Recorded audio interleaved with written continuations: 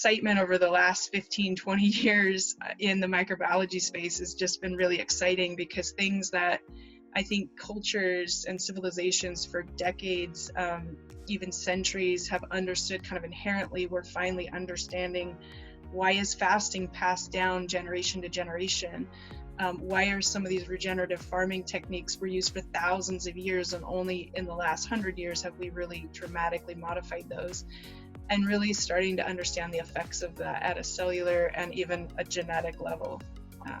So yeah, I think very exciting. Hi, everyone. Welcome to the Eat Real to Heal podcast. I am your host, Nicolette Richer. And on today's podcast, we have a really wonderful, smart, intelligent, super creative, amazing woman who is changing the world. And that is Jennifer Maynard. She is with Nutrition for Longevity and also has her nonprofit called United for Longevity. And she is doing something like no other. So I know a lot of you have seen, and if you haven't seen, you need to watch it, but have already seen The Biggest Little Farm. And Jennifer is literally living out that life that she created for herself when she decided to leave the biotech and pharmaceutical world, where she had been working for over 20 years and then she switched over and said, you know what, I'm going to buy a farm and I'm going to actually make clean, real, healthy, pesticide-free, toxic-free food for US citizens. So she set up this company where she grows her own food on her farm. I mean, it's 40 acres, so she's not doing it on her own, but she is growing food and then she is converting it into delicious whole food, plant-based, predominantly plant-based meals, and all in service of increasing the longevity and health of US citizens. Now, I really wish she was established in Canada. I'd be ordering from her hands down, even with the fact that I have our own collection of plant-based, whole food, vegan restaurants. I mean, I would still order from her because of the fact that we all know that creating clean, real food that is sourced from good, healthy farms, it takes effort, it takes work. It's definitely easy once you have your systems in place and the knife chopping skills in place and you enjoy being in the kitchen. But we all know the reality is that we are in such a fast-paced society now, maybe not during COVID while we're on the lockdown, but we do lead these very fast-paced lifestyles where we do need to eat out. And that's exactly what Nutrition for Longevity provides to people, is the ability to eat real, clean, amazing food that is healthy and promotes longevity. So Jennifer had left the biotech and pharmaceutical space.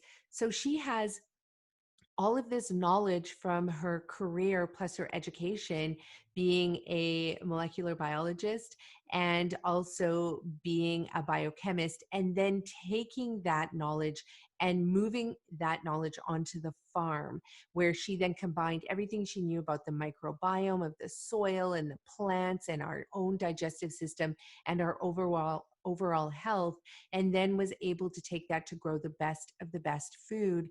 And then, of course, she took it one step further, where she partnered with the longevity diet guru, Dr. Valter Longo, who's running several clinical trials, doing extensive research all about what promotes longevity. And you're going to hear about that on this show. So it's a very, very special show.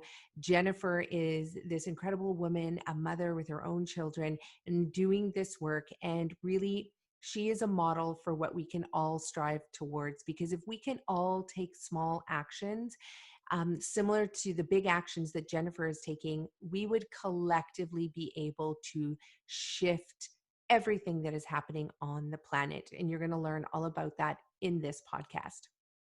Now, before we begin, I just want to take a moment to let everybody know that because of everything that's happened with COVID, we had to shut down our restaurants. We had to lay off all of our staff. We shut down all of our health operations as well, just because we didn't know what was going to happen. And so much of the work that I do, which involves speaking and traveling to speak, and then also working with corporations to teach employees of 50 or more people. Yes, I do work with companies with 25 people and more. We can always make exceptions, but with all of the travel that was involved, we couldn't, be out there educating the way we wanted. So we've had to stop all of our operations, and now we've pivoted. So we're actually going to be opening up the Green Mustache as a zero waste grocery store. We're going to be opening up our locations with takeout and food delivery, as well as being able to pre-order meals for your entire family. So actually a little bit similar to what Jennifer is doing. So our Whistler location will be opening up first on the 15th of May, and then our other locations will be opening up shortly after that, the beginning of June. Now, our New York locations, which were supposed to open this year, are most likely delayed because of how hard New York has been hit, and because of COVID really just impacting everybody everywhere. But we hope to get that location up and running as well in hopefully in the new year. So another thing that we've done to pivot our operations is I've gone back to consulting. So I've been doing one-on-one consulting again, which is how I started off in this beautiful space of teaching people how to reverse their chronic degenerative diseases. So if you are someone who is, currently battling a chronic condition, it could be cancer, autoimmune disorder, infertility, type 2 diabetes, type 1 diabetes, heart disease, especially. I work with people who have all different types of chronic degenerative diseases, even the rare ones. And what we do is we are results oriented. So we work closely together to go through your entire health history and to really figure out what is happening with your health. Most times, and which is the basis of what I teach, diet has everything to do with your chronic degenerative diseases, as it does for 90% of the people on the planet. Really, only about 3 to 5% of diseases are genetic. So if yours is not 100% genetic, which I work with you to try and figure that out as well, if we need to, if we don't get results through changing the diet and lifestyle, well, then usually what we can do is work with your medical team to understand if there truly is an underlying genetic condition. But let me tell you this, in the over a decade, I've been doing this for 12, 13 years, working with clients. We have only ever seen a true genetic link in a very tiny handful, like less than 5 of my clients. And one day I'll take the time to tell you their stories, because they're really great stories of overcoming their genetic condition with the help of their medical team and their lifestyle changes, something that they were not able to do with just their medical team alone. But I mean, the other stories, the thousands of other stories that I have are all around people who had chronic degenerative diseases. Chronic degenerative diseases. They thought they were genetic when in fact they weren't. And so we help you understand why your body is designed to heal and how to actually trigger regeneration and self-healing in your body so that you can overcome your pain and your fatigue and your illness and get off the medications. And if you have an upcoming surgery scheduled, to be able to work with your medical team to get you the results so you don't have to go through with the surgery, because your body was able to heal the condition on its own. So that's the work that we're doing. Also, I'm going to be launching a series of live events with different partners all throughout the world. So we'll be partnering with individuals who are doing very similar work to what I'm doing, but we just take it a step further. So instead of just teaching you how to eat clean, real, whole foods, I teach you how to eat foods to reverse your chronic diseases and get results, and quickly, not getting results in 2 years or 1 year, but we want to see you get those results immediately, because your body has the ability to turn off diseases like all the ones I just mentioned, and to actually regenerate and heal and reactivate all of those self-healing mechanisms that you were born with. So go to our website, nicoletteriche.com, and sign up for a health consult with me. We spend 3 hours together at a minimum. If you need more, I usually give you more, but we spend 3 hours together where I teach you everything you need to know, the art and the science of healing, the art and science of actually changing your lifestyle and what that's going to look like. We cover the psychological, emotional, spiritual, physical, mental aspects of making these changes as well. I really handhold you through the process so that you're able to go off into the world, make the changes, get the results. So give us a call if you have somebody that you have a loved one in your family that also is battling a chronic illness. Let me tell you this. One thing that's very unique about what I do is when I have a session with you or your loved one, I invite the whole family into the session as well, because we need to get everybody on board with the lifestyle changes that the person with the chronic disease is going to be making. And this is because we don't want a family member saying things like, well, you can't just eat vegetables because there's no protein. Well, I explain the science of why you can. Or, you need lots of salt. Well, I make sure your whole entire family knows exactly what kind of salt is beneficial to the body and what kind of salt is not beneficial to the body, and so on. So we debunk all the myths together so that you have 100% support coming from your family, and that you have that support that you need. So book a session with me and we can get started on turning your health around today. Also, share this podcast with other people. So excited to have Jennifer Maynard on our podcast from Nutrition for Longevity and United for Longevity. And like I said, share this podcast with everyone you know. Thanks for being here. See you at the end of the show.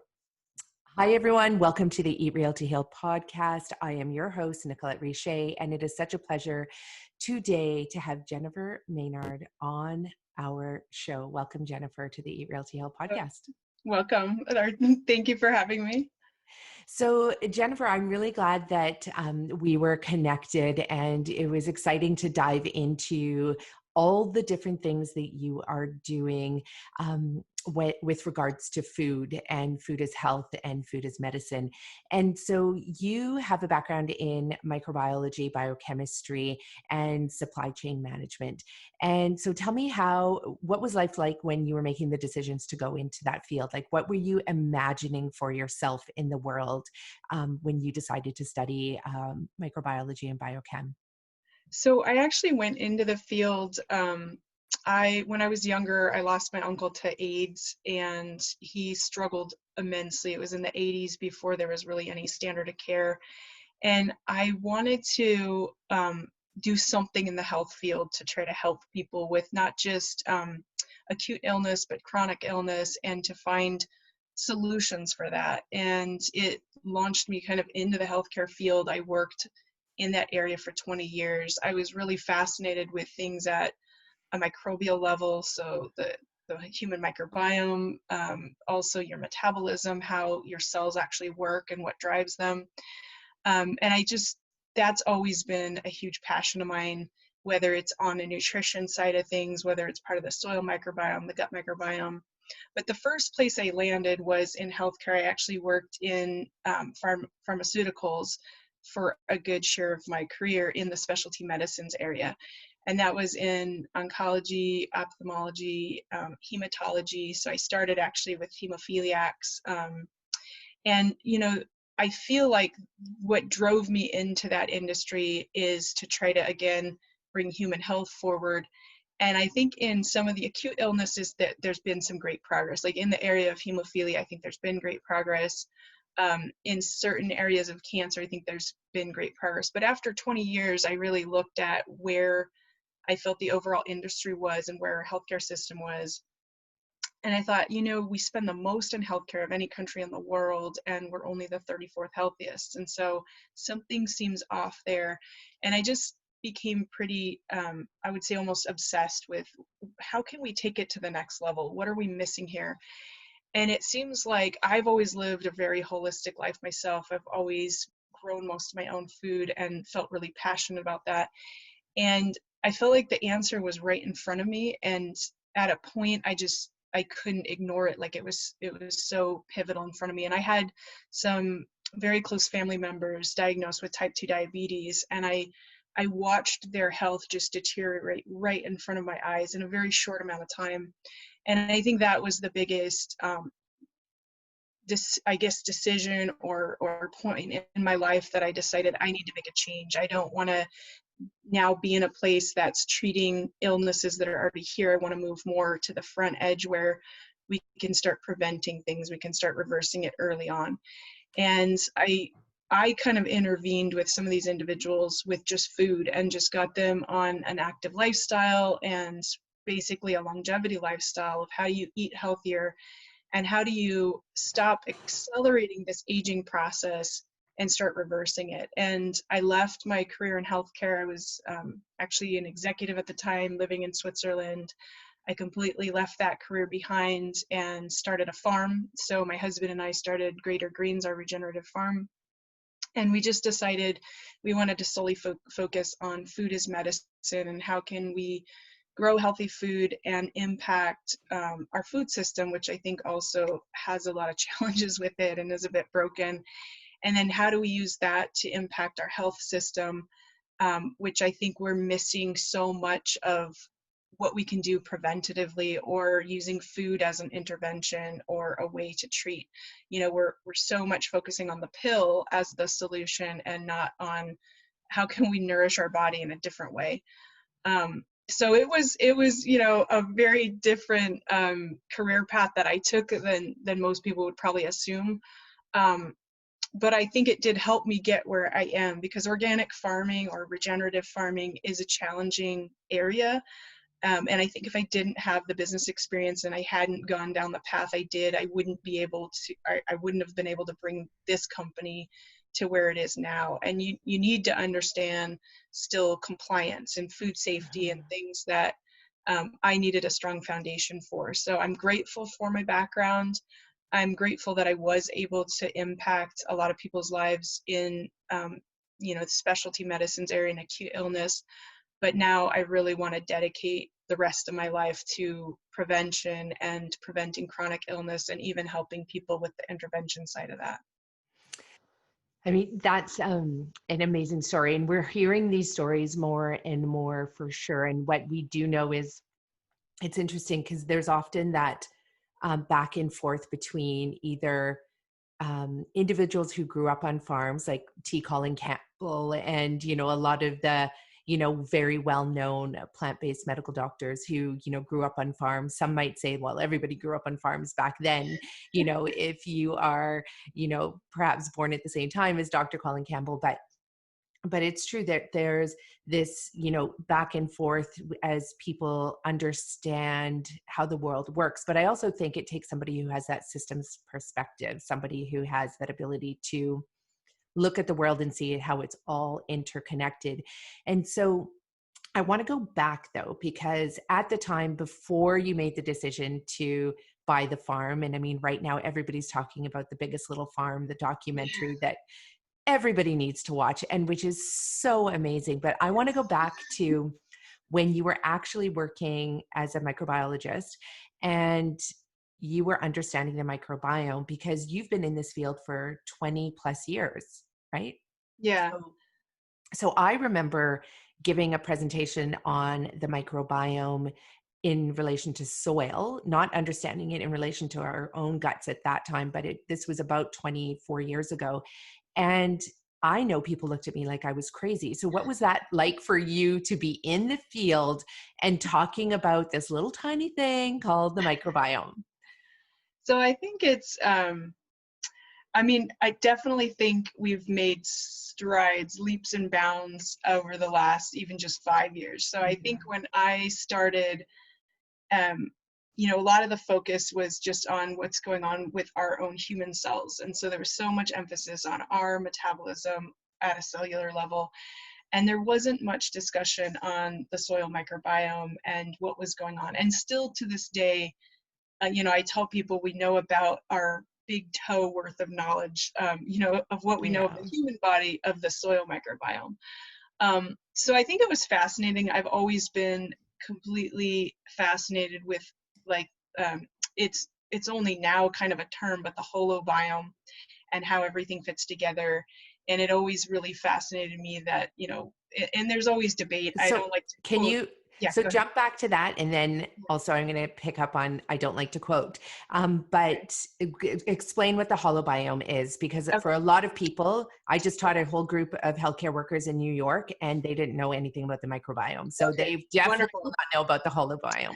Okay, so holobiome is a really fascinating concept, and it exists for plants, it exists for humans, pretty much every living entity, and it's the collective DNA RNA of not just like say me as a human, not just my own human cells, but all of the other cells that make up who I am. And that means your bacteria, your viruses, protozoa. I mean, it's every organism that is making up our body.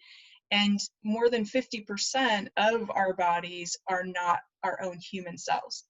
And that's what I don't usually quote, because there's such a wide debate on it's 20 times our human cells, but we know at least it's more than 50%. So if more than 50% of us, you might say it's foreign, or it's, alien. I've heard people call it so many different things, but it's not our own human cells, but it is part of a system, and it's part of a system that is really important we start to understand. And the holobiome is looking at that whole system and how it works. Everything from our air microbiome, which a lot of people have never heard, because there's multiple microbiomes within our body and also within the plant world. And literally even our air microbiome is impacting the way we interact with other human beings or other creatures, and even how we select our food. So I really think it's important that people start looking at things in that more holistic view, even our own human health and even medicine. How is it affecting not just my human cells, because we do a lot of testing and research on the human cells, but what is it doing to, say, my gut microbiome and the microbiome on my skin that's actually a protective layer for my body. So again, the holobiome is looking at that holistically. And from a plant standpoint and from a farming standpoint, we also look at the holobiome. There's 5 different microbiomes for a plant. We focus up very much on the rhizosphere microbiome, which is where the roots are and where most of the activity happens for a plant. It's kind of considered the gut microbiome of a plant. So that's for me probably one of the most fascinating things, is really starting to understand how deep those interconnections are. And I think just in the last 5 years, we're really understanding that these things are not just happening at this cellular level, but all the way down to how we express our genes. And that, I think, is mind-blowing for a lot of people, that, wow, there's bacteria actually impacting the way I express my genes and expressing the way a plant, or changing the way a plant expresses their genes. And, to even explain what that means is, for a plant, if they're under stress, they can use their microbiome around them to actually cope with that stress. So say they're under a drought condition, they can work with their rhizosphere microbiome to actually respond to that, whether it's sending out deeper lateral roots, finer root fibers so they can absorb more water, and even communicating with other plants that are interconnected through that rhizosphere microbiome. And then for the human body, it's even affecting cellular regeneration. And that's where, when I started this company, I got involved with the longevity diet and Dr. Valter Longo and his research on cellular regeneration. And that is just a whole nother level of incredible research on the metabolism of the human body and how all these things also come together. So yeah, I think the excitement over the last 15, 20 years in the microbiology space has just been really exciting, because things that I think cultures and civilizations for decades, even centuries, have understood kind of inherently, we're finally understanding. Why is fasting passed down generation to generation? Why are some of these regenerative farming techniques were used for thousands of years, and only in the last 100 years have we really dramatically modified those? and really starting to understand the effects of that at a cellular and even a genetic level. So yeah, I think very exciting. No, that's really exciting. You remind me of the Lakota prayer that the indigenous communities in Lakota community in the United States use. And basically they give gratitude to the air, they give gratitude to the water, they give gratitude to the soil and the rocks and the literally everything as though it's a living thing. Even if it's a sentient or non-sentient being, it gets the same level of respect and care and nurturing because of the fact that it's all interconnected and intertwined, and we are all one with that. And we could not live on this planet without that connection to our holobiome, our microbiome, our external biome. And this is the part that excites me the most, to be living in a time where it's becoming, I wouldn't say it's mainstream yet, because I know that there's still a lot of scientists, physicians who completely disregard it. Despite probiotics and prebiotics and everything being on the market, it's still, considered maybe alternative medicine. Whereas, I mean, this is our life that we're talking about, our existence that we're talking about. And so, yeah, it's a very exciting time. Now, do you remember when you were about to say, I don't want to quote, or I'm going to quote? Don't worry. Well, I was going to say, I don't typically like to quote how many cells are in our body that are our own human cells and how many are not, because there's just such a wide range of debate there. And to me, it doesn't matter if it's 20 times or 2 times. The fact that more than 50% are not our own cells, and we very infrequently think about that. So we think about, I don't feel good, or I'm going to eat this because I want this right now. And we don't always think about, well, what does that mean to the rest of these cells in our body, especially our gut microbiome, which we're now finding out, 80% of our immune system is essentially lining our gut. So a lot of leaky gut and autoimmune disease, a lot of those are directly affected by our gut microbiome and how healthy it is and how it protects our gut. And obviously a major input of that is our food and even fasting. And so really understanding not just what you put in your body, but when you put it into your body has a significant effect on your own cells and the cells that are essentially in a symbiotic relationship with us. So we work for them and they work for us, and together we're this incredible system that is extremely complex, far more complex than I think we ever realized. And we're just starting to scratch the surface on understanding the gut microbiome and what all it contributes to us. And then the soil microbiome, which I believe is directly related to then the plants that we grow and feeding that human microbiome. So I think there's this incredible interrelationship between the two, and we're just starting to really understand that.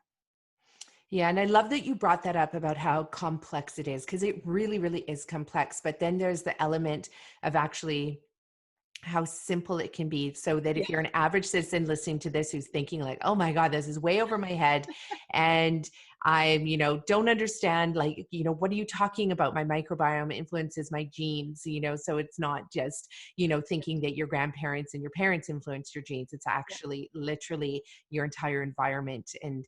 And so, but it is also so simple too, right? Like if we go back to how we take care of a plant, like we have to give it light, we have to give it water, we need to give it fresh air, and we can't give it foods that don't resonate with that plant. Otherwise you're going to kill it. And the same thing with our body. And that's the part that, I mean, I'd love to chat. I'd love you to just, riff on that a little bit, because of the fact that as complex as it is, and complex meaning in the world of biochemistry and microbiology, right? Like, I mean, where you're trying to really understand probably even more like some of the, well, definitely the chronic illnesses, but also the acute illnesses and how that all responds. It gets complex in the lab when you're looking under a microscope, but for the average citizen, it doesn't have to be that complex. Yeah, absolutely. A really good point, because when I say complex, I mean, I think in school I had to memorize, I don't know, some 200 metabolic pathways and this and that. And so it can get very complicated. And if you really want to start to dive in and understand how a soil affects a plant and how a plant affects a human, from a science standpoint, there's just an incredible amount of complexity. And even from a farming standpoint, how to achieve that balance is really critical in understanding it But I think for your average person, I mean, there's a few key things I think your average person needs to understand, which is, chronic illness, I think we felt for the longest time was mainly based on my genetics that I was passed down. We're realizing now more than 80% you can directly impact by your lifestyle. That means, living an active lifestyle and exercising, and it doesn't have to be this super intense exercise, but just getting your body moving.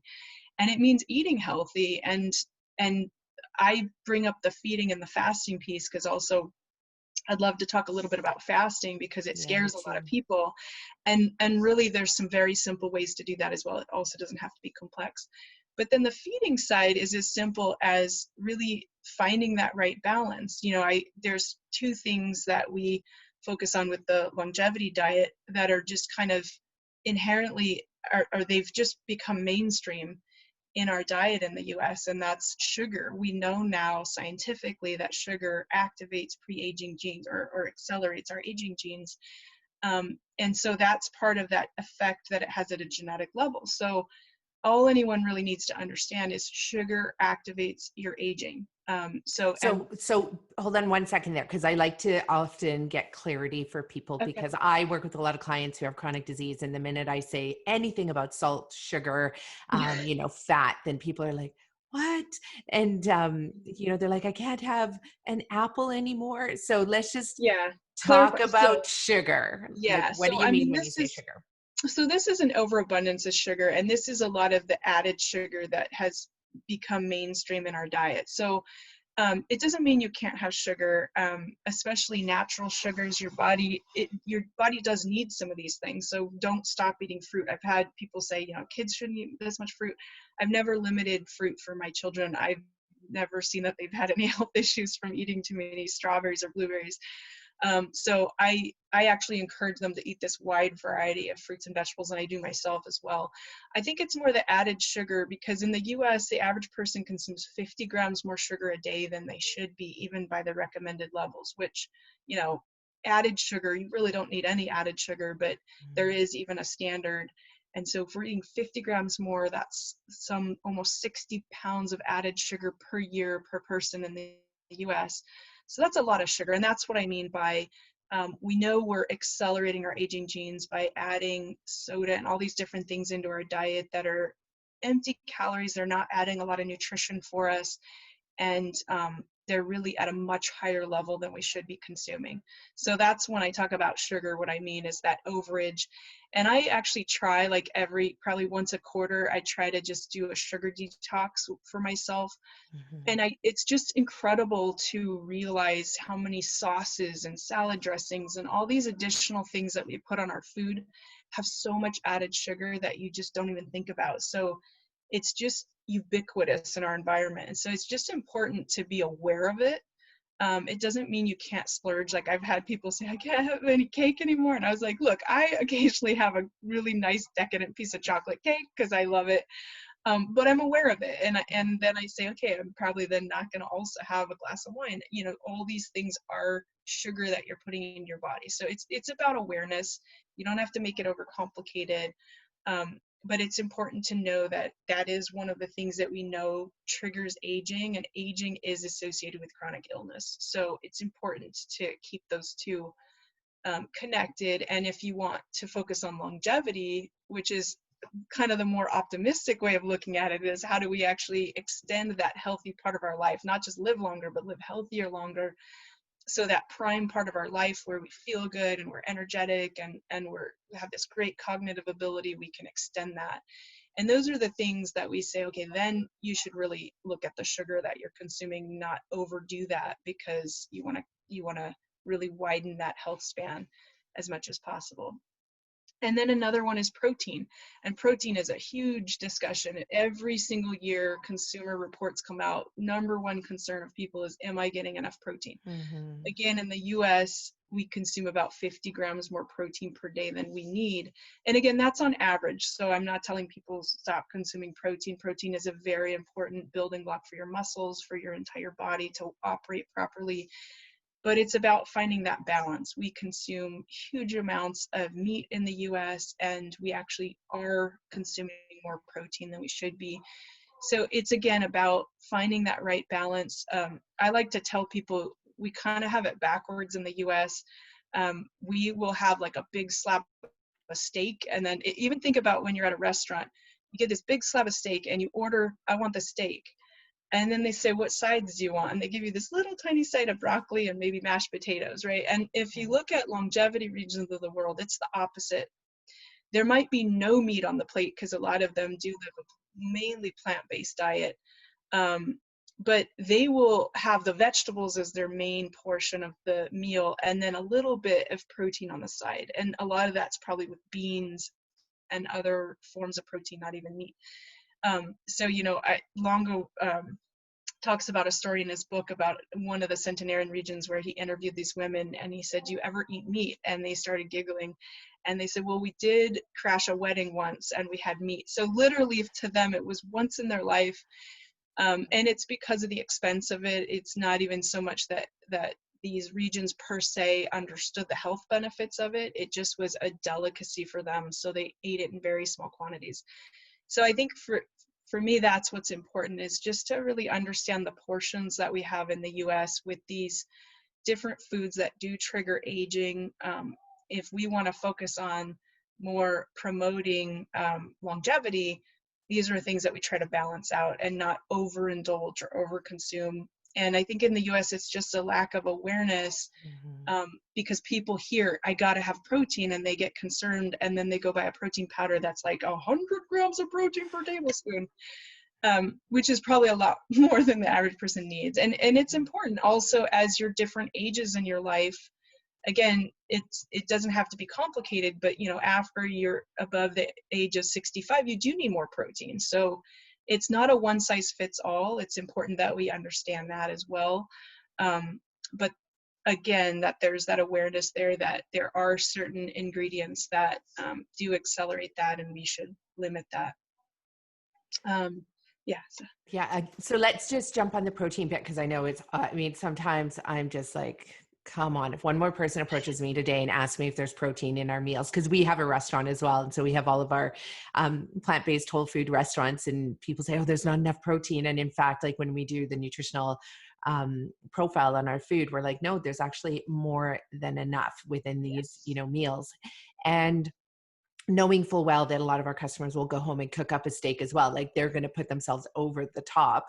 And, but the thing, it's very true. There is, not just in the United States, I would say globally, there's nutritional illiteracy at a mass wide scale. I think this is the biggest epidemic because, and here's just an example, when I was speaking at an event in Kansas recently, not recently because we've been in COVID, but just a few months ago, and one of the audience members came up to me and they said, well, I could just never survive on eating plant-based foods because I work out and I need to eat. And I said, well, there's not a single food you eat out there that doesn't have amino acids, which are the building blocks of the proteins in your body. And he's like, I don't believe it. And I was like, well, you have your phone on you right now, pull it out and search how much protein is in carrots. And he did. And he's like, oh my gosh, there's protein in carrots. And I was like, yes. And then he said, yeah, but greens, you're asking me to eat too many greens. And I was like, well, there's protein in greens as well. And he looked it up and he's like, oh my God. People, like, if you're listening to this, like, don't take Jennifer's word for it. Don't take my word for it. Just pull out your phone and ask Google. Absolutely. How much protein is there in sprouts? How much protein is there in, tomatoes? And, and it's true. We are definitely, we have an epidemic of too much protein in our society, which is the basis of a lot of these chronic diseases. So this is one of the important parts to pay attention to here. So let's go into I really want to talk more about the work that you're doing with Valter Longo and his team and his company, as well as jumping into what your company, Nutrition for Longevity, is doing, which I love the name, by the way. And so how did you get involved with Dr. Valter Longo's work? Because behind you, which no one can see, by the way, there's the book, The Longevity Diet, an amazing book, which everybody needs to read. But you were into this before the whole fasting craze started to be trendy. So what I loved about the book, and people have heard about longevity regions, and kind of the research. But what I loved about Dr. Longo is I had been introduced to the book and I just found it completely fascinating. I'm a little bit of a geeky science person, so in his book you can just read the less sciencey stuff, but then he also has all the way down to his clinical trials. So I loved how his approach was to understand the cultures, the people, how they live their life first, and then to back it up with science. So he really worked hard to understand everything about the regions that he went into, and he spent 3 decades looking at that, and he grew up in one. So I mean, he was fascinated from the beginning, because he's like, how come my tiny little town has 5 people over 100? So to him that was a normal thing, and then he moved to the US and he's like, whoa, this is not very normal. I was actually in this really special region and I want to learn more about it. And so he started just spending a lot of time in these regions, digging into what is different. And he came out with, I would say 2 main things. One is, what is the feeding side of things? What should you be eating that people in these regions eat? And then the really fascinating side, which was the newer side to me, because I'd always been really into nutrition and eating healthy, but that was the fasting side. And that I hadn't had much experience with.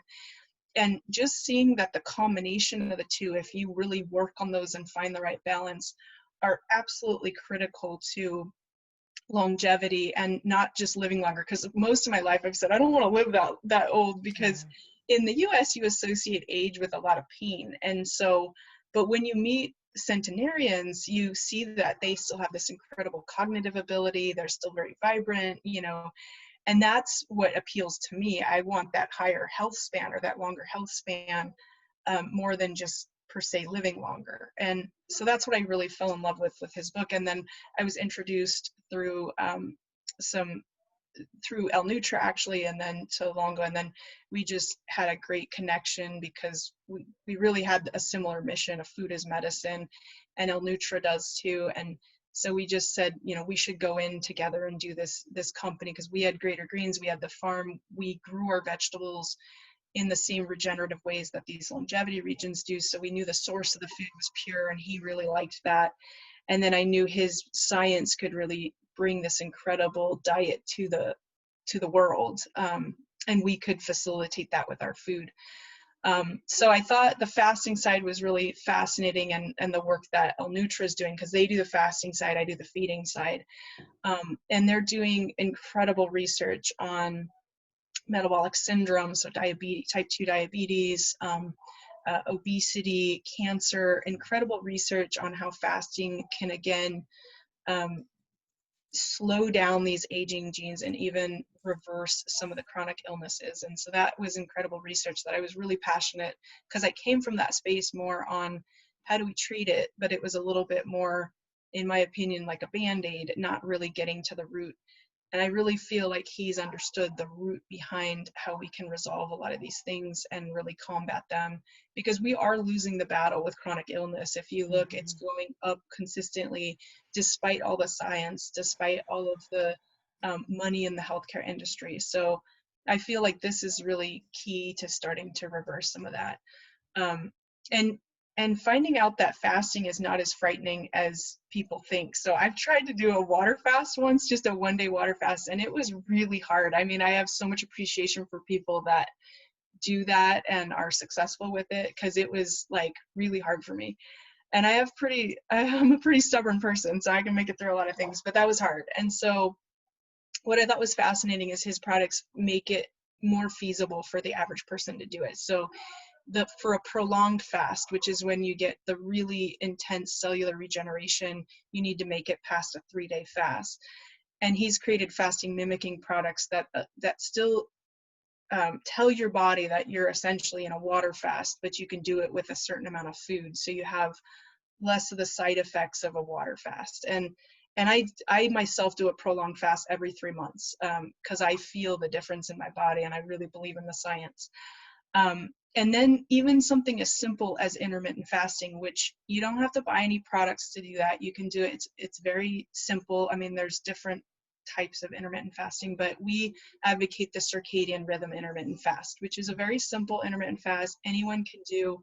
And it just really helps your body get back into a rhythm, which the body is meant to have a circadian rhythm, which means it allows you to kind of have your cortisol increase throughout the day. And then as you wind down, your melatonin starts to come up. And that allows you to have a much better sleep pattern. There's a lot of even chronic illnesses they're starting to link to even the lack of this cycle in our body. So an intermittent fast allows you, a circadian rhythm intermittent fast allows you to go a full 12 hours to let your body move into kind of that decompressed state and move into cellular regeneration. So that's when we kind of recover. That's when our body detoxes. And in the US, we have so much, well, globally, I think nowadays, we have so much access to food 24/7. And a lot of us eat really late. And so we don't allow our body to go into that full fasting state.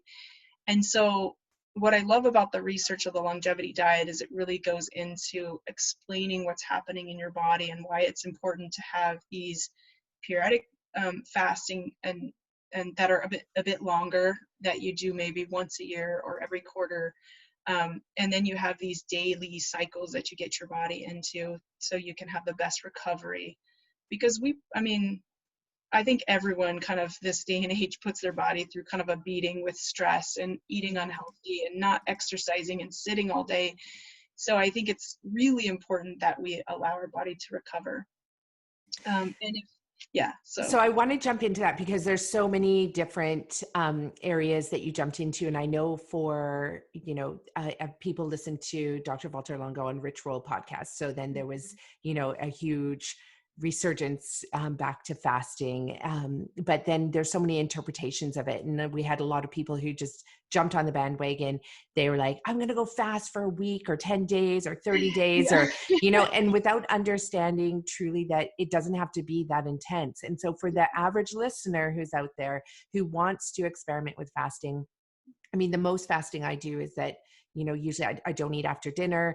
And because I just never have been compelled to, fortunately. And usually I eat breakfast a little bit later. So there's a natural fasting that happens there, but that's me just doing my own thing. So for the average person though, who wants to better understand circadian fasting, like what would a day in the life look like? And then for people who actually wanted to try the longevity diet, like El Nutra's fasting program, and what would that look like? And then what would that look like coupled with the work you're doing at Nutrition for Longevity? I'd love you to spell it out for them. Okay, wonderful. So I'll start with the prolonged fast. So in the longevity diet book, Longo talks about what happens at a cellular level when you go past essentially 3 days of fasting. And it essentially, it slows down the genes from aging. And part of that is because it essentially eliminates the sugar and the protein from the diet, and it takes it down very low, which is why he's created this product that you still can eat food.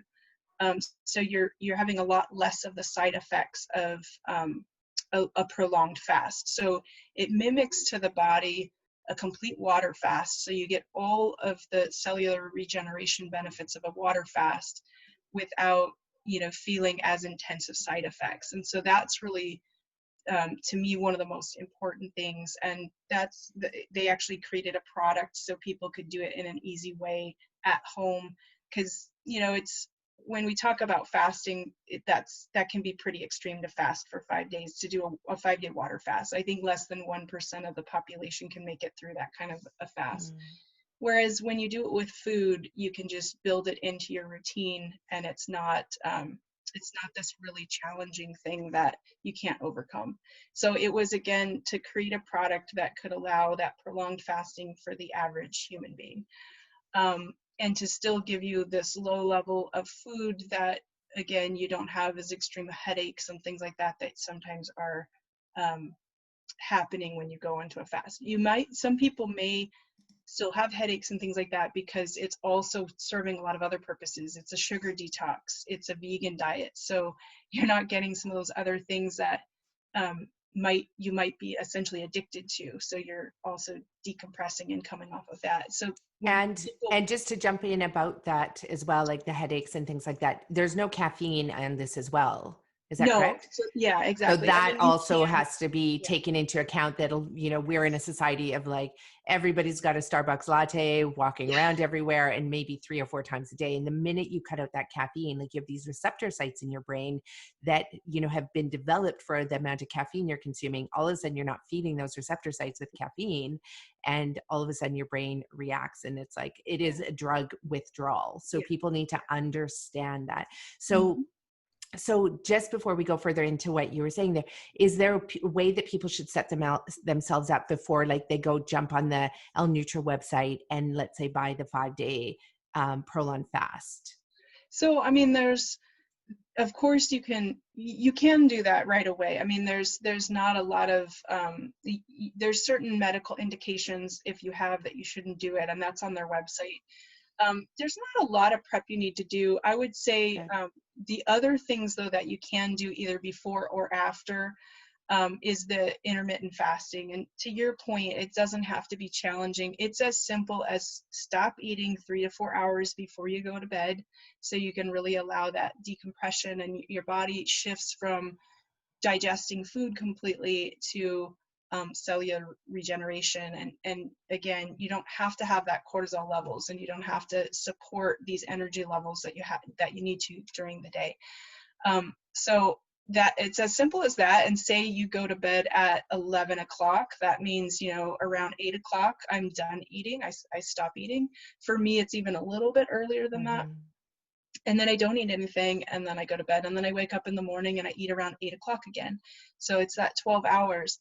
And that's pretty simple for a lot of people. It's not this extreme thing that's very frightening. And that's what we try to say. That's why we really advocate the simple fast for the intermittent fasting part of it, or as Longo explains in the book, time restricted eating. It's a very simple thing that everybody can do. There's no real restrictions. You don't have to buy any products. It's something that you can just incorporate into your day, and you shouldn't really see any negative effects of it.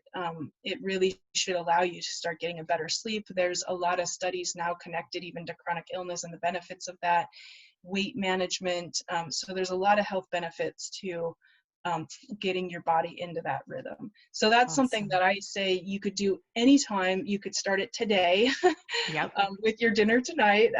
So I think it's just something that's really easy. And then the food side, obviously the part that I focus on is how do we also promote the longevity, genes that are supporting cellular regeneration with food, the proper food, and taking out some of the food that actually accelerates the aging. So we want to kind of turn off the ones that accelerate the aging, and we want to ramp up the ones that support our cellular regeneration.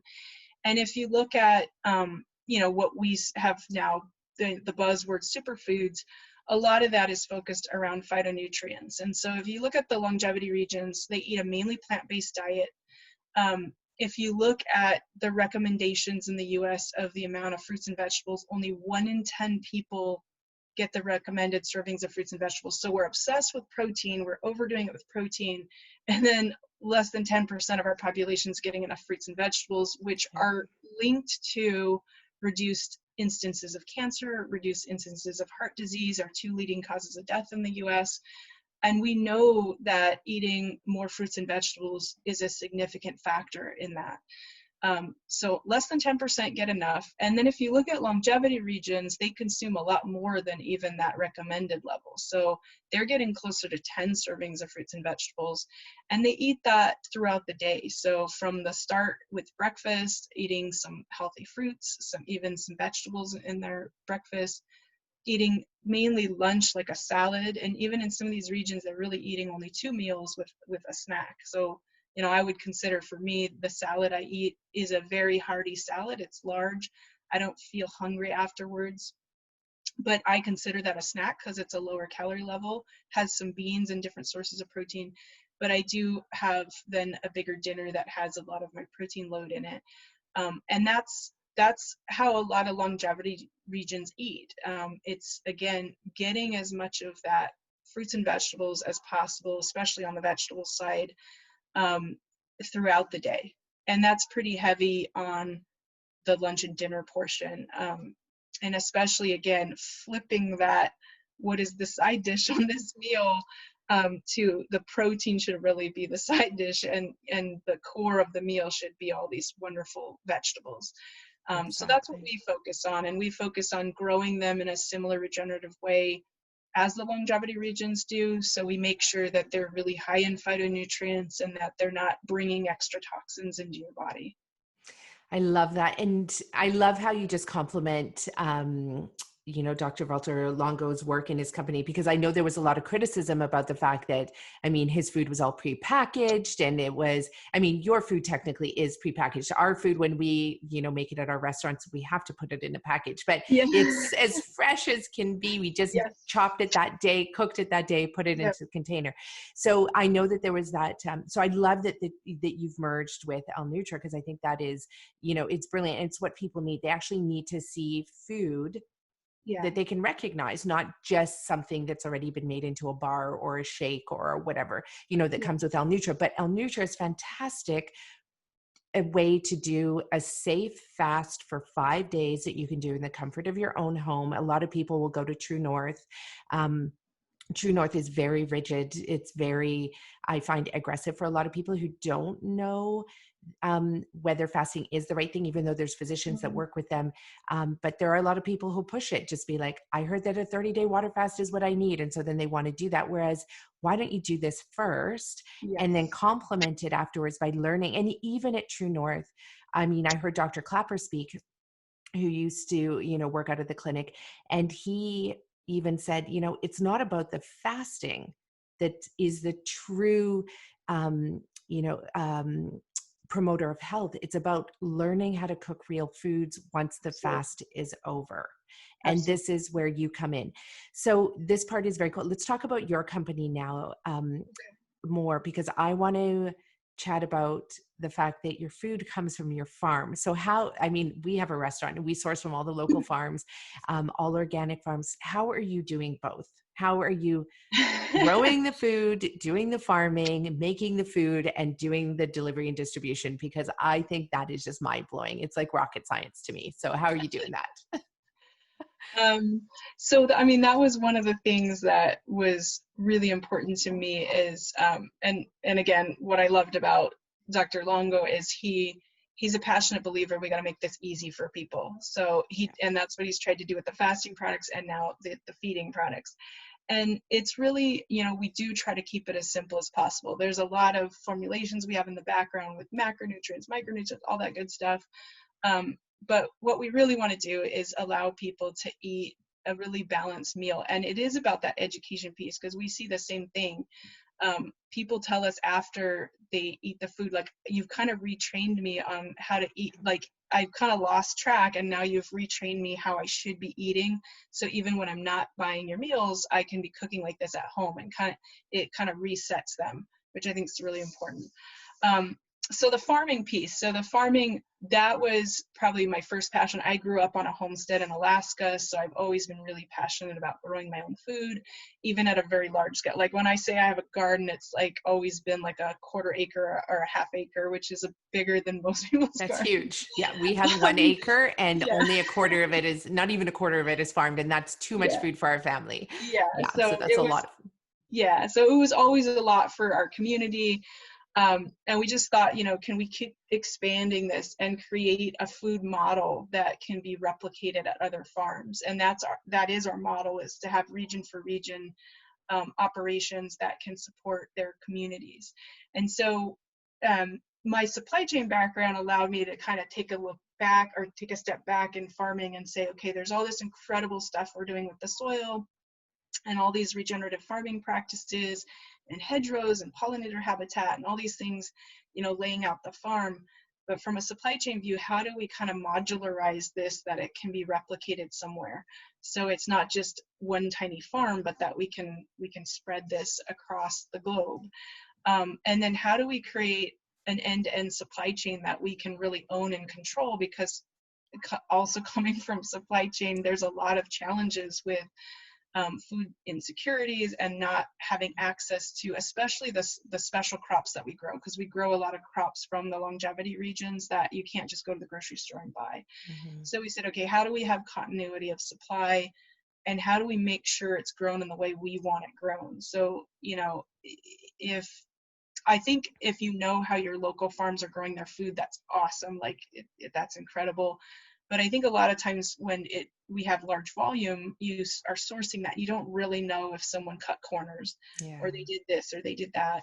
And so for us, we really wanted to be able to make sure that it was done properly. Like we're very big on, can we really create that authentic, that really true way of doing things and then replicate it.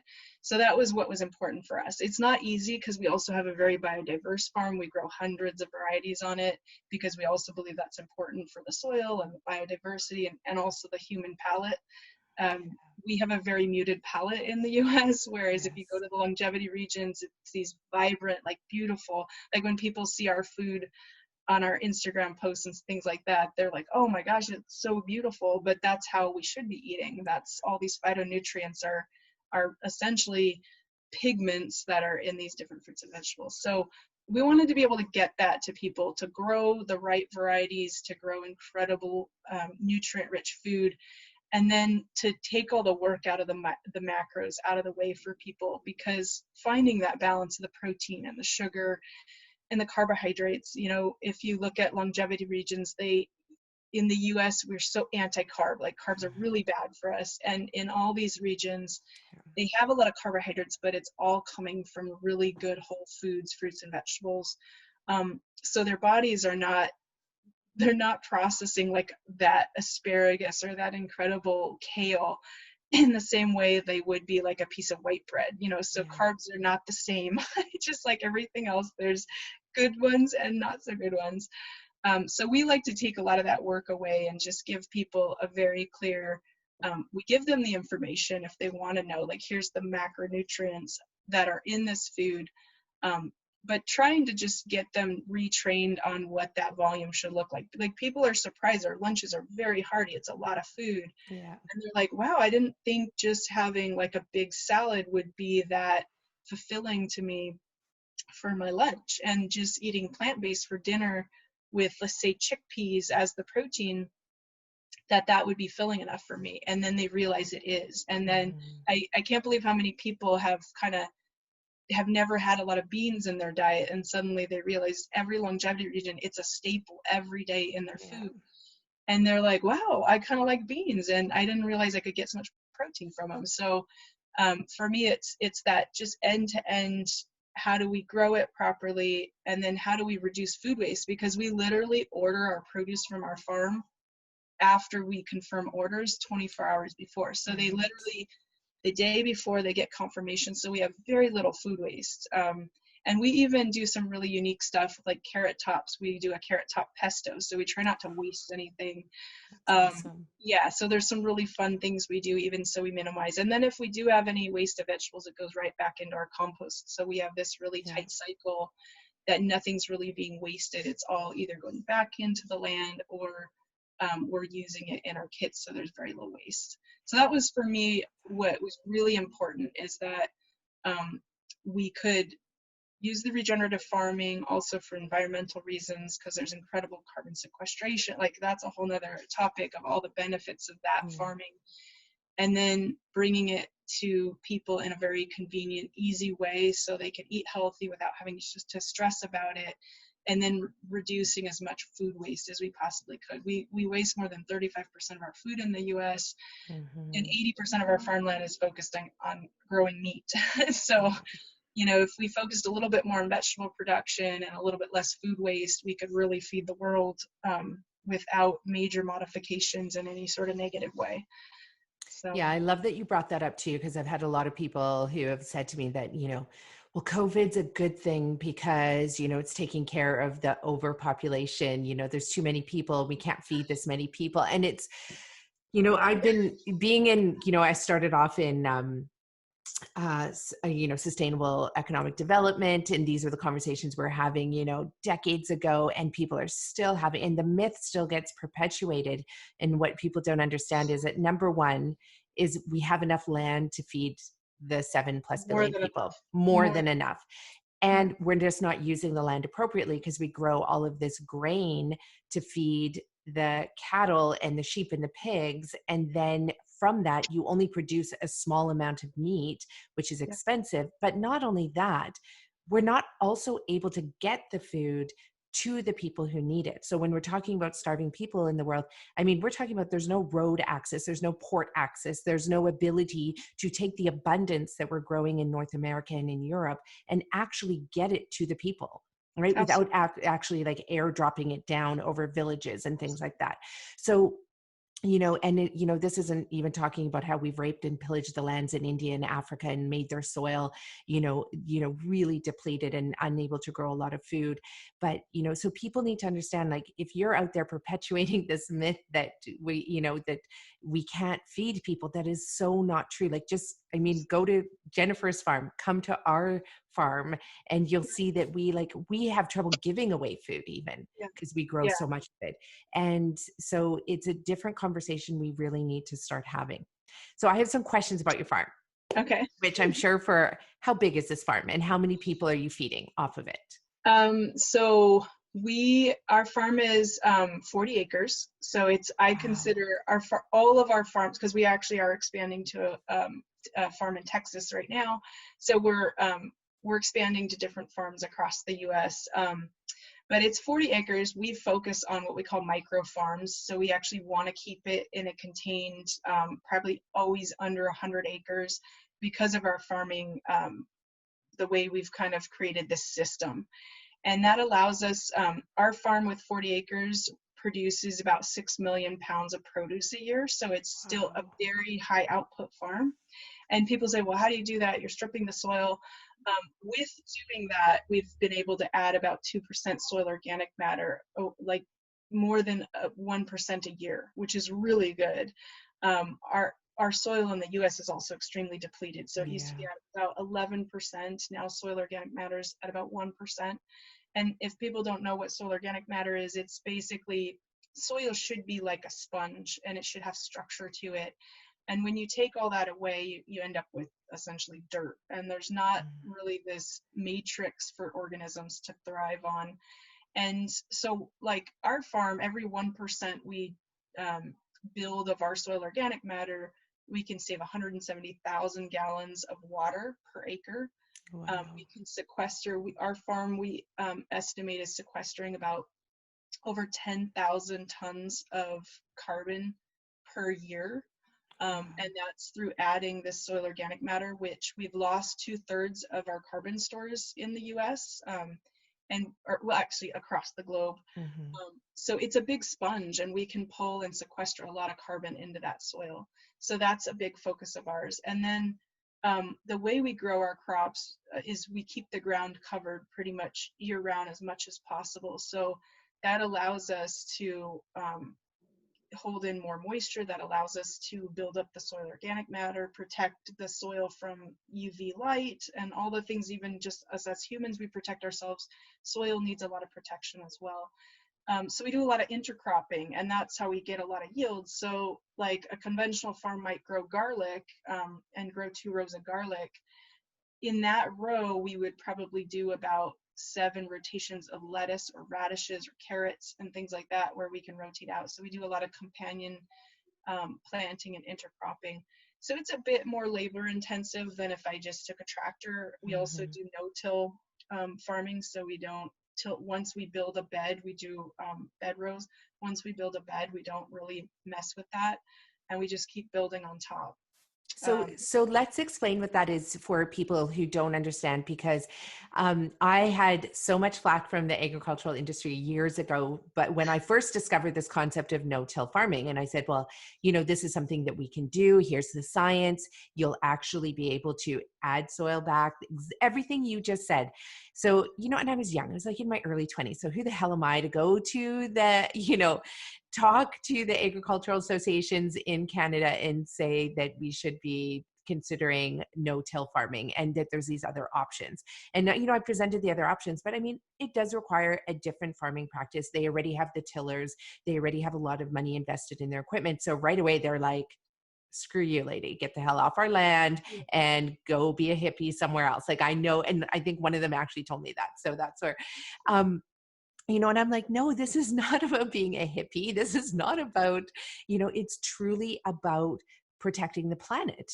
This is everything you mentioned about carbon sequestration, everything you mentioned about building up the microbiome, everything about conserving water. Like, this is a complete systems perspective. And I believe, like, Donnella Meadows, if anybody out there has ever read about systems change and systems thinking, like, she has incredible literature out there.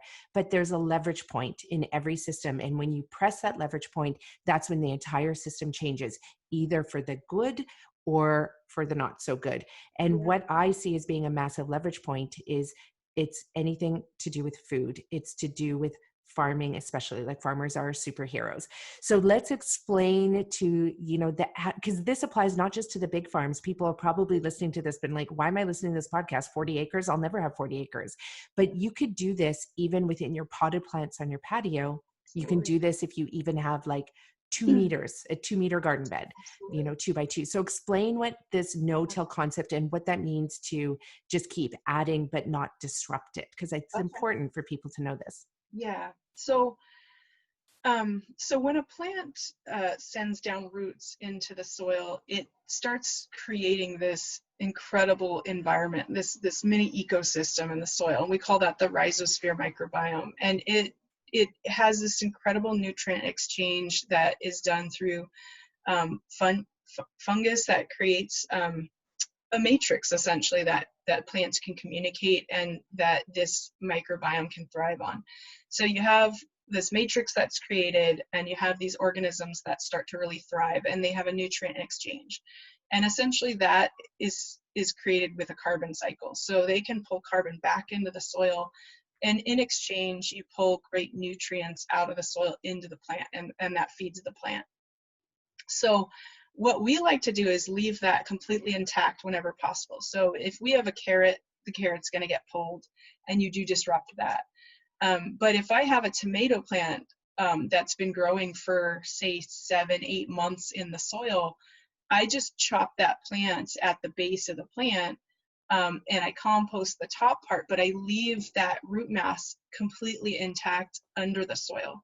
And that allows that microbiome to continue to thrive. And as new plants come down, they can leverage what's already there. And that allows us to build that soil organic matter. And then what we do on top of that is we add compost and different things that also build up the organic matter. So we're kind of layering on top. So we have this root mass building up soil structure, and then we have this compost on top to bring in more nutrients back into the soil. And then the really important part that I think even a lot of home gardeners make the mistake is they see on shows and different things these meticulous gardens that are completely tilled and bare, and then they want these perfect little rows, and then you have dirt in between, which is actually the exact opposite of what you should do. So if you look at almost any place in nature, Mother Nature keeps the ground covered, and that's because soil is very sensitive. It gets eroded if it has heavy winds or water. UV can damage the soil and the microbiome in the soil. So that's why you get a lot of weeds. And so there's a lot of ways that you can garden at home with, just like I mentioned, a very simple one that a lot of people don't think about is radishes. They are like a 30-day crop, so they're super fast. So you can drop in radishes and seed those in first in your garden, and those can bush up, and then you can drop in tomato plants, or like I said, onions or garlic are really slow crops, so they take almost a year. And so I like to always make sure there's lots of stuff around them, so they're growing underground, a nice bulb for me to harvest in fall. But that whole spring and summer, I have other stuff around it, and they're actually protecting the garlic. We have incredible, gorgeous, like, we'll grow like a rojo garlic, and it'll look like an elephant garlic. It's huge, it's super healthy. But that's because we're protecting that soil microbiome and building it up. So those are just a few of the practice. Composting is a key part of it, leaving the root mass in the ground. And then as much as possible, keeping that ground covered. Those are 3 of our biggest ones that anyone could do at home. There's other stuff that we do on the farm with hedgerows and building pollinator habitats, but you can even do that at home. a lot of people don't realize how important perennial plants are, especially native ones. I tell people we've lost 80% of our insect biomass over the last 30 years, which is actually frightening if you think about the cycle of life in our world. And that's partly from habitat loss. So I always put perennial flowers and different crops, even in my home garden, because even though I have a farm, I still love my home garden. And so I'll put these crops around, and those stay in the ground forever. And some of them will send, root masses down several feet deep, and they're just building up that soil and they're allowing it to thrive. So very simple things that you can do in your garden, and just really important to help it thrive and keep that soil protected. Yeah, I love that. Thanks for explaining that, because it's, we look at the magazines and we say, oh, there's no weeds in there. And, I think it's much better to actually even leave the weeds until you plant something in there, because at least the leaves of the weeds are protecting the soil from everything that you mentioned. They're going to help draw the water in. They're going to help do all of that. And so you don't have to necessarily pull the weeds in. And I love the concept, because my mom used to always be like, let's go weed the garden. And I hated it. Like, I was like, I don't want to do that. There's nothing fun about that. But you literally can walk up to your garden and, if you want to plant something, just, make the hole, stick it in there, and, only pull out what you really need to, like if the weeds are truly, truly invasive. Yeah. But for the most part, I mean, you can leave that in there and it just becomes food for the soil. And I know a lot of people will put hay on their to protect the soil as well.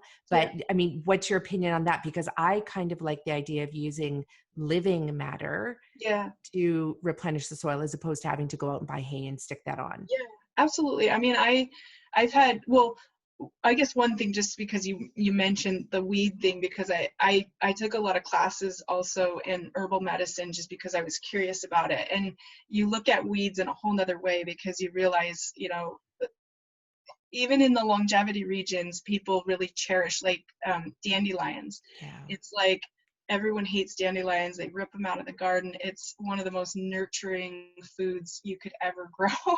So we actually grow a very special Italian dandelion on our farm intentionally, but it's the easiest crop for us to grow because it just thrives, and it's this beautiful red-veined dandelion. But even bitters is something that they make out of the roots, which is really good for your digestive system. The leaves themselves are incredibly healthy. We talk about things that are void in the American diet. So bitter foods, we've completely lost our palate for bitter foods, but they're one of the healthiest foods for our body. So that's one thing I would tell people. If you have dandelions come up in your garden, leave them there and actually harvest them and put them in your salad. They're a bit bitter, but they're really healthy for you, and they feed your gut microbiome. So that's one thing. The second is definitely growing live plants. You get a dual benefit for it. It's building up that soil microbiome, because the soil microbiome, everyone's worried that I'm going to deplete too much from it. But if you feed it properly with biodiversity, and you're not adding a ton of chemicals that are damaging that microbiome, you're actually benefiting the soil.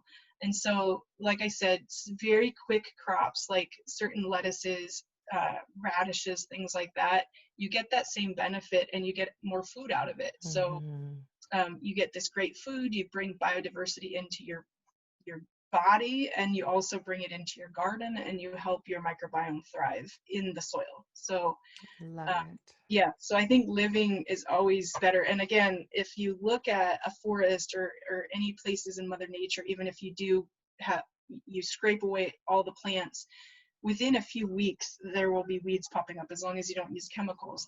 Yeah. There's a reason for that. So adding those extra crops as living things that you can consume is not a bad thing. Yeah, no, that's brilliant. The other aspect of that too, that I love, and I love that you brought up dandelions, because I sit outside my house and I just, I love watching the dandelions come up and change, and we do not cut them. Like my daughter, she's 12 and she likes to take out the riding mower and cut the grass. But when there's dandelions up, we do not cut the grass, because we need to, those are the first that's the first bit of fuel that comes up for the bees and for Yeah, all the other insects. And so and they need all of the nutrients from the absolutely. dandelions to be able to then kickstart their own cycle for the year. And so we just don't cut that. So I love that you brought that up. And I know other people, our neighbors, are probably like, what the hell? Like, mow your lawn, lady. But we're like, absolutely not into those dandelions, go to Yeah, seed, and then we're good. But the other part too about the dandelion, and for people who just, go out there and get a book on, plant medicine, because what you'll realize, like you said, is all those weeds out there, every single one of them has some type of benefit to our health. And dandelions especially, they're an amazing cancer fighter, they're an amazing, microbiome builder, just like Jennifer said. And why would you pull out your dandelions and then go to the supplement store and buy the exact same thing in supplement form, yeah, which, you don't even know what's in it and all the other fillers that are in there? It's literally underneath your feet. And we have about something like, I think 250 species of edible plants that are out there that we're like literally just mowing it down. And yeah. so many benefits to just understanding what's right underneath your toes. I love that. So let's talk about how your company works then. So you're growing the food, and then now where do you make it? Like, does it go to a plant, a factory, or Yeah. is that on the farm, or how does that transportation piece work? Yeah, so we have within 10 minutes of the farm, we have a warehouse operation that's a food, prep facility. So we'll harvest everything usually the night before, and then we have a night crew that'll start prepping it, and then we ship it out the next day. So Wow. it's a really tight cycle. So it's very close by. We have a small, delivery truck that we internally deliver the produce. So again, we order it the night before we order it the day before it gets harvested. We prep it, and it goes out the door the next day. So It's amazing. it's very close, and that's how we've designed our whole model, is that it's very close to the source of the food, and so it's as fresh as possible, because we do like it's like your restaurant. I'm sure you guys really make sure the tomatoes that you select are really juicy and they're picked ripe. Whereas a lot of our produce we're buying in our conventional food chains is picked prematurely. It's usually like tomatoes are picked green and then they're gassed at their location once they're transported. And that's to feed large volumes and do heavy transportation. So most of our food is designed around logistics. And so we tried to change that. We tried to design the logistics around the food. And then we could pick it at its ripest, and we could not have to transport it very far. So that's like kind of the core of our model, is how can we get it prepped as fresh as possible and get it to a consumer as quickly as possible. So it's close by, it's not Amazing. on the farm. Yeah. That's amazing. And then what I see from your website is you can ship anywhere in the continental US. Yes. And So how does that work? Like, your food's not frozen, yeah, our food is fresh. fresh. So Hmm. I mean, it's because of the kind of the quick speed that we have. So it's literally like in New Jersey, New York, these areas, like it's being delivered to a hub, and then next morning it's going out to California. I mean, our priority right now is to get up a farm in Texas and then in California. So we have these other Hmm. farms going up. But we can still get it to California within that 48-hour time frame. So it's still a fast. We want to get food to them while it's still at their prime, and then they have a duration of time that they still have that they can consume that. We are moving towards ready-made as well, so that'll allow people to have a little bit more time to consume their food, because they could pop it in the freezer. With Hmm. our stuff, it's very fresh, so they for the lunches, it's a fresh lunch salad, and then for the dinners they have to cook it. So we are trying to make it even easier for people with a busy lifestyle to have things that are ready to go, so that there's no reason that they can't eat a healthy way and a healthy lifestyle. Yeah, that's incredible. And it's what we absolutely need. And our company was on a show called Dragon's Den, which is in Canada, but Shark's Tank in the US is a similar show. And I remember that it was, we have Boston Pizza in Canada, which I think it's BP or something Yeah, I don't know what yeah, they call it in the States, but there's the equivalent of Boston Pizza in the States. And so Jim Trelevin was saying, you know, you can't have a satellite store and, you know, where you service like 10 or 15 different green mustaches, and then you have multiple satellite, like, you know, farms in all these different. And I was like, well, no, but we have to, because our food's fresh. And he Yeah. just couldn't wrap his head around that. He's like, Yeah. no, you need to grow in one place, make in one place, and then ship every. And I was like, no, like literally this can be done, and it is the way of the future. And I just Absolutely. love that you are actually living my dream, which is incredible. And we do have green mustaches coming to New York actually in 2021. So we're going to need to Very cool. source from local farms like Cool. yours as well. So that's going to be very exciting. And even to sell your food there too, which is great, because I know how labor intensive it is making these meals. Like you have to Yeah. wash the food, then you have to chop the food, and then Yeah. you have to make the dressings, and then you have to make the dips. Like it is so much work. Right? It's not just open up a jar and pour it on. Like there's none of that going on. So the next stage for you is to get the farm going in Texas and then one going in California. And then what do you see? What's the big vision for nutrition for longevity? Or are you living your big vision? Yeah, I mean, we're starting already to live the big vision. I think one of the key things is to expand and to bring this food model to other locations. And then really just solidifying the food as medicine message. So working with Dr. Valter Longo, he has an incredible pipeline of fasting products that he's working on and launching onto the market. And then we want to follow suit with, you know, nutritionally tailored food that supports more of an intervention standpoint. So right now we focus a lot on food that's really good for people that already want to eat healthy and they're a little bit aware of that and they want to prevent illness. But we'll be working more on areas where we can really start to have an impact on chronic illness directly. So that's kind of the next step that's always been part of the mission and the vision of food as medicine. And so that's kind of where we're going to really be paving the way and hopefully creating a lot of impact.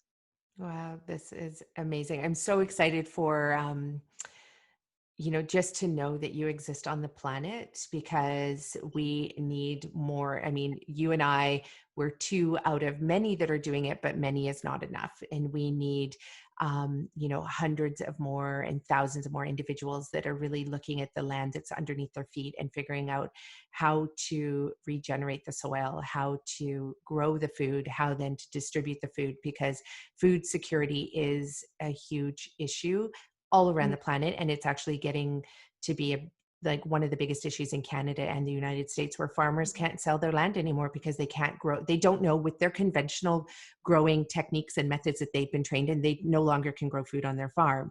But someone like you, or, you know, the couple from The Biggest Little Farm, or Dr. Zach Bush, or Dr. Valter Longo, they can come in and grow food on that same land that the conventional farmer can't get.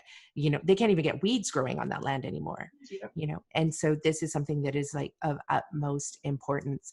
So before we wrap up here, I mean, I could chat with you forever. And especially I just have to be honest here that I'm going to make my husband listen to this, because he's the one who loves being with his fingers in the soil, and I love my fingers on the keyboard. So, you know, but I love being in the garden and looking at it. He loves working it. We both have, you know, our skill sets. But the problem is that he's just like, you know, he's still working on the way he saw his grandparents farming. And so he did exactly what you said not to do, you know, ripped out all the old plants and then left the soil bare, waiting for the sun to come out. And I was like, no, you need to cover it. And he's like, no, we don't. It's fine. And so my husband is going to be listening to this podcast tonight, in fact, before it even airs for the rest of the world. But what are the biggest lessons that you've already shared so many, but what are the biggest lessons that you would love, you know, our listener to understand and then also to implement? Like, what are those things that they can do starting today? Yeah. So I think one thing is to just start looking at your body as this holobiome concept, that you're not just feeding what you immediately desire, but you're feeding this whole system that is really like working together to keep you healthy. So to think of it as this system that you want to keep running and keep it really healthy. I think the second is there are some very simple things that people can adapt from the longevity regions and bring home to them. One of them, as I mentioned, is the circadian rhythm fast. It's a very simple thing to implement. And like I said, as simple as going to bed at 11 o'clock, which means you stop eating at around 7:30, 8 o'clock, and then starting to eat again at around that 7:30, 8 o'clock again. So very simple. Anyone should be able to do that. And it may be hard the first week or so if you're a snacker at night to get used to that, but you can just slowly start pulling that back to an earlier time. So eat my snack earlier, okay, eliminate the snack. And I really encourage people to do that. I think they'll notice the difference within a week or two, that their body really starts getting into a cycle, because so many Americans or people across the globe have issues with sleeping. So that alone really helps your sleeping patterns. And so you will start noticing that difference. A lot of people also, because their body's more efficient, because you're allowing it to do what it needs to do at night to recover and detox and regenerate, they feel more energy. A lot of people start to lose weight, especially around their belly, which is usually the least healthy fat that you want in your body. So that's something I highly encourage, because it is such a simple thing to implement, and it doesn't require any additional money. They can't say, well, I can't afford it, or I can't do this. It's just really something anyone can do. So that's one that's really important. I do encourage people to explore also the prolonged fasting in the longevity diet, because of the regenerative capabilities of it. I personally do it every 3 months, and I'm a pretty healthy individual, but I just believe in what it does. And, like I said, I don't necessarily want to just live longer. I want to have that peak part of my life extended to where I can contribute more and have that great cognitive ability longer. So I think that is just a good thing. And then just being aware, like I tell people, just add some color diversity into your palette. It's a really good way that you can get more phytonutrients, which then on the feeding side can help keep you healthy and help trigger the right genes as well.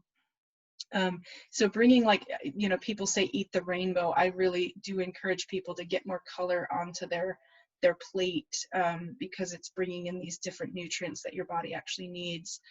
And then, just starting to explore eating a more plant-based diet. There's so many things that we can do for our own health, but also for the environment if we just started reducing our meat. We try not to use too many labels like vegan, vegetarian, because so many people get nervous about that. We just say, focus on reducitarian. Just if you're eating meat every single day, try to cut out 1 day a week and see if you can do that, and try to eat. You'd be surprised how incredible plant-based food can taste if you cook it properly. So just to start gaining some awareness about that, and just paying attention to how much of that protein you're consuming, and is it really necessary, or could you actually be benefiting more from a little bit more plants into your diet. So those are just a few things I think everyone could incorporate that have broad benefits both to the environment and human health, that I would encourage people to explore.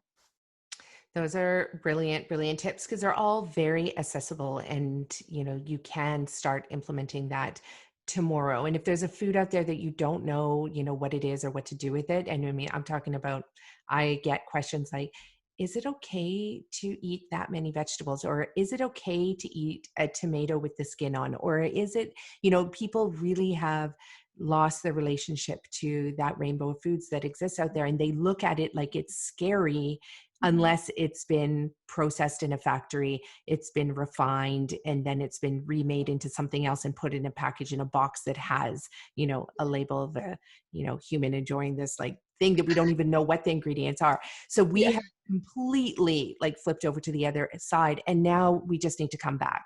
And once we do, we are going to see the world change in so many remarkable ways, especially when it comes to, mental health, of individuals, which will then restore our societies. Because when people can think clearly and they don't have that brain fog and they don't have they're not in chronic pain from poor gut health, then I mean, they're going to, I like to say it's going to be a renaissance period all over again, where people are artists again and creators and writers and, they're inventors and really inventing for good, as opposed to strictly just for pure survival, let's just get through this day. So it's going to be quite remarkable.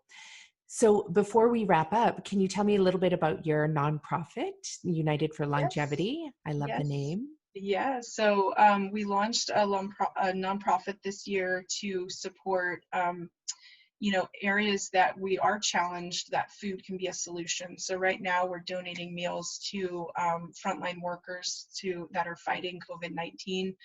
And we believe that food is such an important part of that, and especially people that are under stress. I know a lot of nurses personally and doctors that are in the New York, New Jersey area especially have been fighting this for months now. And it's really wearing them out, and they're fatigued and they're stressed. And so food, I believe, is truly medicine to help individuals. So we've been donating thousands of snacks and meals to the frontline workers, mainly in New Jersey and New York right now, but it's something that we're expanding. So that's what United for Longevity is. Right now it's focused on COVID-19, but we will continue to work on areas of food insecurity. So that's another thing, when people focus on, well, do we really have food insecurity issues in the US? And we absolutely do. And if you look at the chronic illness from an area of food insecurity, it's much higher in areas where people don't have as much access to clean, healthy food. So we're also using that nonprofit to combat those areas and, again, attack chronic illness from a different perspective. So that's our United for Longevity with the number 4. And we're really excited to get that up and running. And we're doing some also exciting collaboration with Dr. Longo's. He also has a nonprofit called Creating Cures, which is all about creating cures for different illnesses across the world with food and fasting. And so we're also doing some work with them that's really exciting. And people that follow us on our social media will be able to see some of the exciting stuff we have coming. That is it is all so incredible, and it's exactly what the world needs right now more than ever. And I know everybody who's listening to this can relate so deeply with everything that Jennifer has been saying, because there's not a single human out there that hasn't been touched by a chronic disease over the last couple years to the last 40, 50 years, when we saw a lot of pesticides come into existence, and we've seen our food systems completely break down, and we've seen the chronic disease rates rise. And everyone out there listening, I know you've lost somebody to cancer, to heart disease, to type 2 diabetes, to a mental health illness, an autoimmune disorder. And it doesn't have to be that way. We really can change this around, and change it around really, really quickly. And it really starts by looking at the food that you're purchasing in the store and looking how you're treating that soil beneath your feet. So I want to thank you, Jennifer, for sharing this incredible wisdom with all of us, and to our listeners. It's been a real pleasure having you on the show. Thank you. Oh, I should end with, how should people get in touch with you? Where should they find you and participate, donate, help, purchase? So you can go on our website, Nutrition for Longevity, spelled out the full name.com. And there we have a lot of information about the farm and the meal kits and some of our other products. And you could also go on unitedforlongevity.com. That one was with the number 4, to see a little bit about the nonprofit if you want to donate. So both of those are accessible. We're also on social media. We're very active on Instagram and Facebook. So you can also, Nutrition for Longevity, find us there. And we do a lot of recipes. We do a lot of education through those programs as well. We give updates and different promotions we're running. So if you're interested, and also on our website, you can leave an email if you want to be on our newsletter, where we give information about all the things that we're doing, and a lot of different doctors' tips from doctors in our network and things like that. So a lot of different places that you can find us. Probably the website's kind of where we have the repository of most of the information, but also social media. We're very active, so a lot of good content in there as well. Amazing, amazing. Thank you for the work that you do in this world. You are a beautiful human, and I look forward to having you on the show again to chat more about everything that you're doing. Thank you. I Okay. appreciate it. Okay. Thanks, Jennifer. Bye. So how did you enjoy that show? I love the work that Jennifer is doing. I have such utmost respect for her and her company and all the people who are working there to bring nutrition to the world, especially for going above and beyond and donating meals to all of the communities and individuals that are battling food insecurity, because food insecurity is a massive issue. So I really hope that you got that out of this message. So if you are in the continental US, please connect with Jennifer and her company at Nutrition for Longevity. Order meals, really savor the meals, and give that gratitude right back. Message them and let them know how you enjoyed the meals, because it takes a lot of work to create these meals. So it's always good to reciprocate the love that they gave you through all the growing of the food, the science behind the meals, making the meals and delivering them to you. So share this podcast with others, as I mentioned. And as I mentioned in the beginning of the show, if you have a chronic disease that you're battling with, do give me a call, because I am once again booking one-on-one consults, something that I haven't done in years as I've moved into more working with bigger groups and corporate groups. But I am coming back to that, especially during COVID times where people need that one-on-one connection. I am here to support you. So I hope to book a session with you. Also, check out our website to learn about upcoming retreats. Right now, we've had to cancel everything, but we will be rescheduling again once we know what's happening with the opening up of the world during this COVID pandemic. And so learn about the retreats, because it's always fun to gather in groups and to learn together, because I teach you again the art and science of using food as medicine so you can successfully reverse your chronic degenerative disease. So it's been a pleasure being with you. Enjoy the sun that is coming out across the planet. If you are in North America and Europe, if you're anywhere else in the world and you are moving into winter, I hope that you stay healthy and warm during these times. Really honor and respect all of the protocols that are being set out there by government, so that, if we're changing seasons, we don't know what's going to happen with the COVID virus during those changes of seasons as well. So you just want to, really have your ear to the ground, really look at the research and science that's coming out, not just the corrupt news in certain parts of the world, but you really want to look at the information in a very, very diligent way, so that you're making wise decisions in your communities, in your homes, with your family, so that we can continue to flatten this curve across the globe. Okay, everyone, thanks for being here for this podcast, and we'll see you next week for another show on the Eat Real to Heal podcast. Bye.